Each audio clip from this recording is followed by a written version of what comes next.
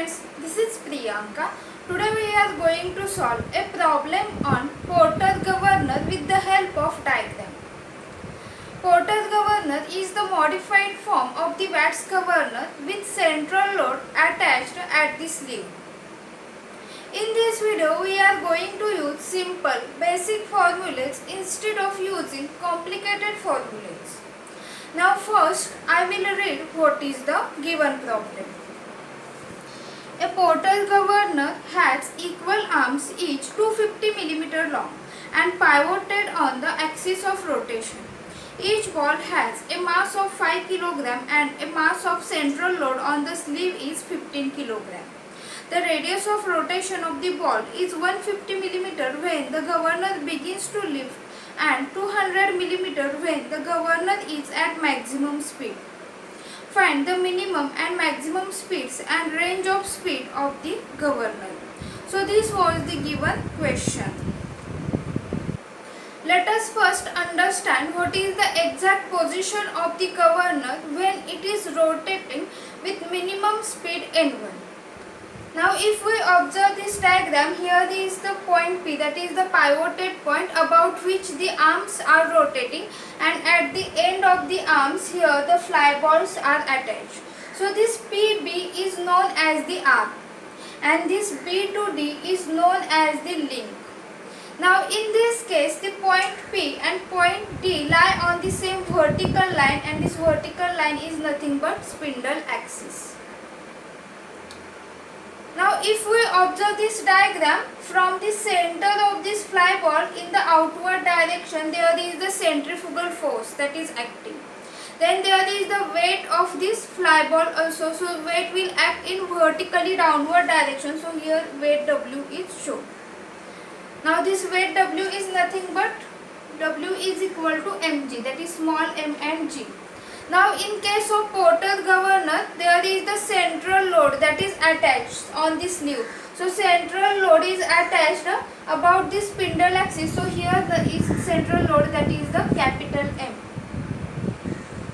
Now if we observe the diagram, from the center of this fly ball, if I draw one horizontal line in the form of dash and dot, because this line is passing through the center of the fly ball, then here the point of intersection with this spindle axis is known as the point G. Then the horizontal distance for this distance B to G is known as R1, and this vertical distance from point P to G is known as H1. Now what is happening in this case? If we observe this diagram, the length of the arm is equal to length of the link, and that is mentioned in the question. And also the point P, that is the end point of this arm, and point D, that is the end point of this link, P and D lie on the same vertical line. Then in this case, if these two conditions are satisfied, then tan alpha is equal to tan beta. Now what is this alpha and beta? So alpha is the angle made by this arm with this vertical spindle axis, and beta is the angle made by this link with this vertical spindle axis. So we have to take here tan alpha is equal to tan beta. Now what is the formula? So basic formula, you have to note down that capital M into G by 2. So capital M is the central load, and which is given as a 15 kg in the question. So capital mg by 2 plus small mg. So small m is the weight mass of the fly ball, that is 5 kg.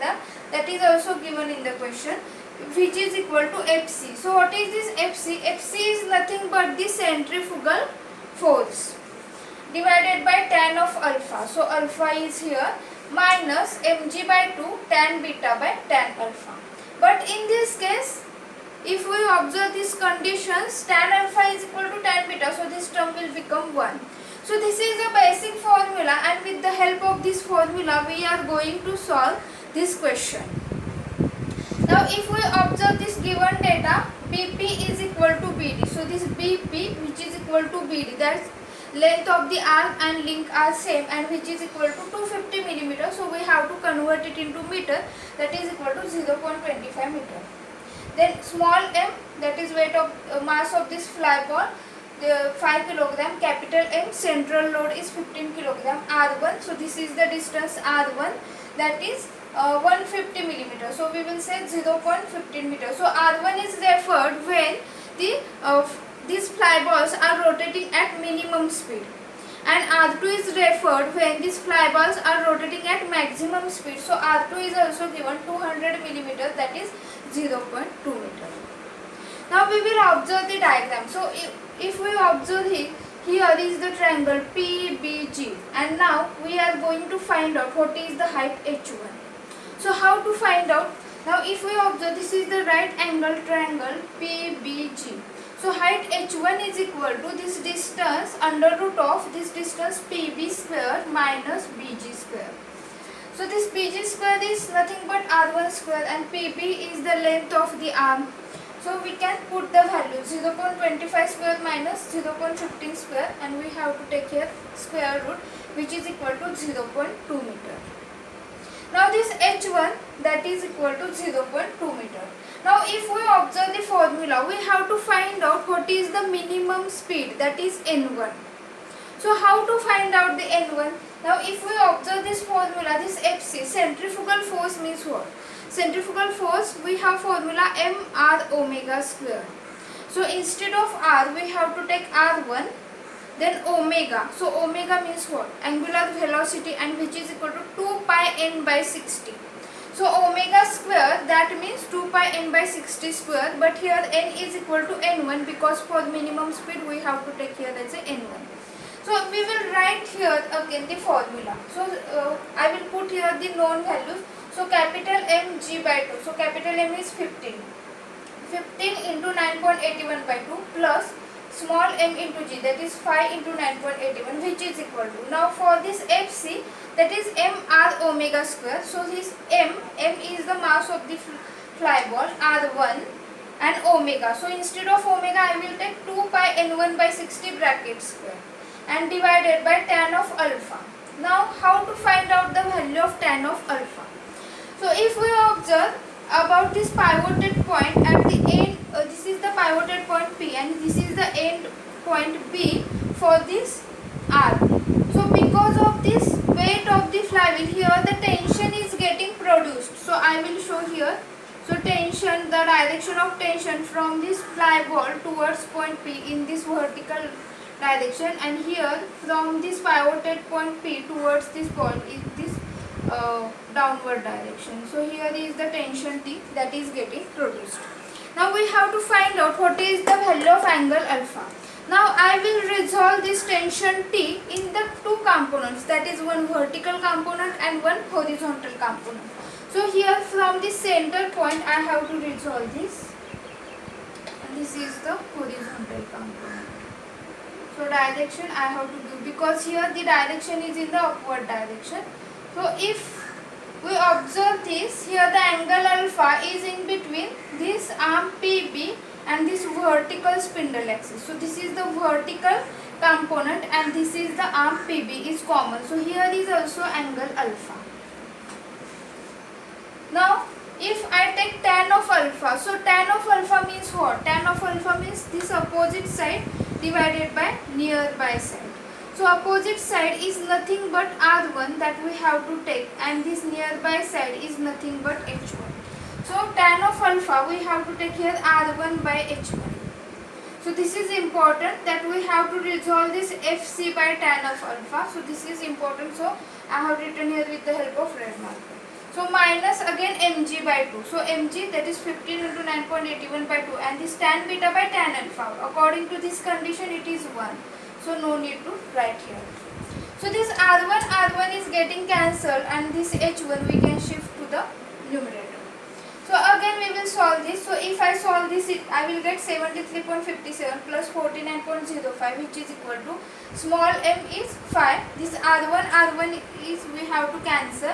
Then this H1 is 0.2. Then 2 pi. So 2 pi n1 bracket square, that is 4 pi square n1 square divided by 3600, because 60 square is 3600 minus again 73.57.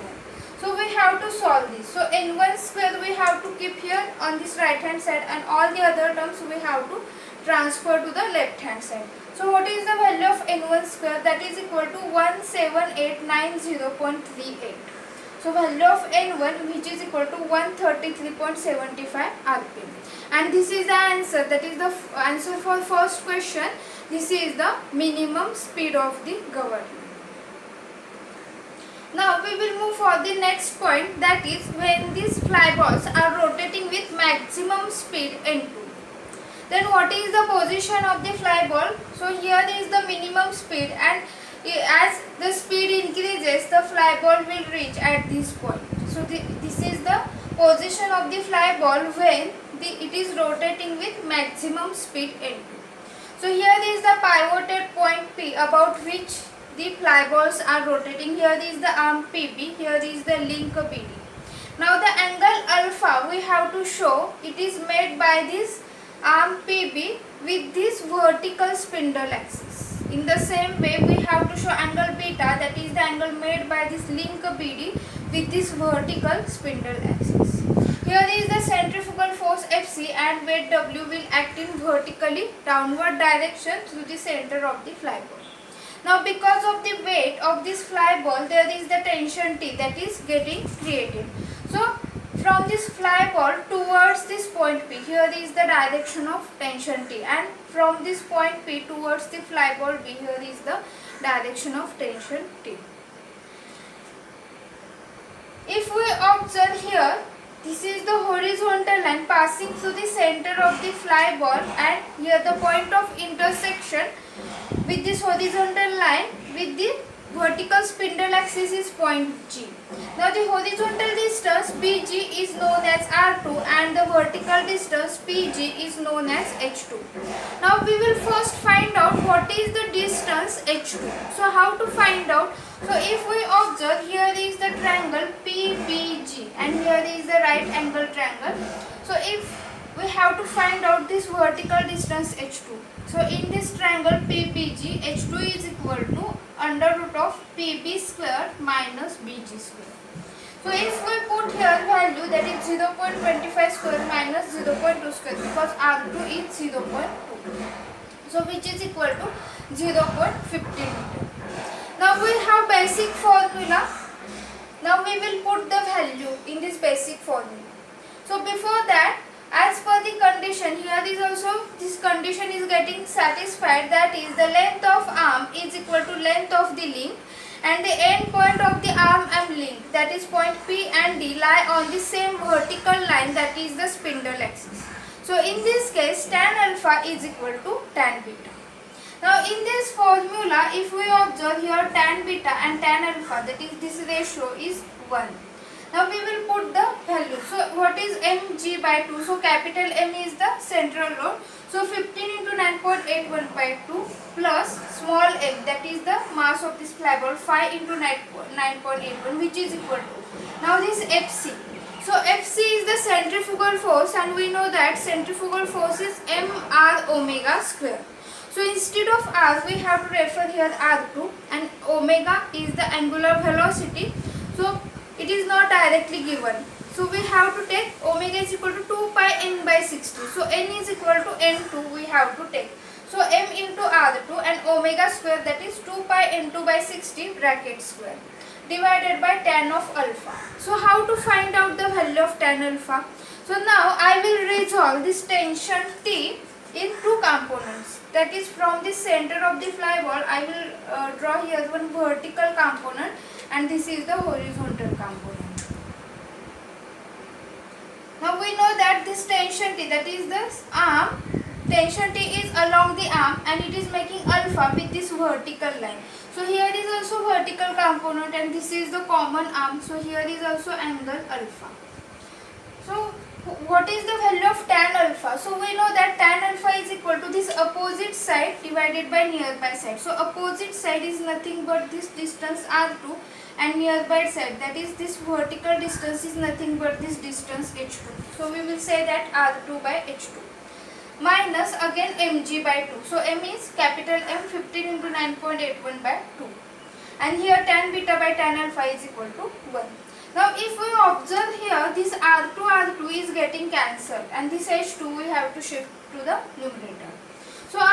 will put all the values. So here after calculation 73.57 plus 49.05 which is equal to small m, that is 5 h2 0.15 into 2 pi bracket square, that is 4 pi square, n2 square we have to write, and 60 square, that is 3600, minus again 73.57.